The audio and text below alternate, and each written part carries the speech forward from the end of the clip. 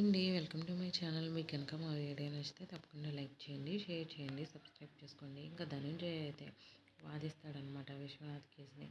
ముద్దాయి కావాలని అయితే కాళీని చంపలేదు, ఆత్మరక్షణకి జరిగిన పెనుగులాటలో కాళీ కింద అయితే పడిపోయాడు అని అంటాడు.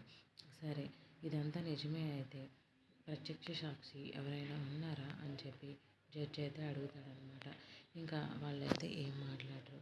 ఇంకా సత్య అయితే ఏడుస్తూ ఉంటుంది. ఇంకా క్రిష్ అయితే వచ్చి చెప్తాడు, ప్రత్యక్ష సాక్షి ఉండాలి కదా, ఉన్నా కూడా కోర్టుకు వచ్చి సాక్ష్యం చెప్పాలి కదా అంటాడనమాట. ఇంకా సత్య అయితే ధనంజయని అడుగుతుంది, ఒకవేళ ప్రత్యక్ష సాక్షి దొరకకపోతే మా నాన్న పరిస్థితి ఏంటి అని చెప్పి అడగంగానే శిక్ష పడుతుంది అని చెప్పి ఇంకా ధనంజయ అయితే చెప్తాడు.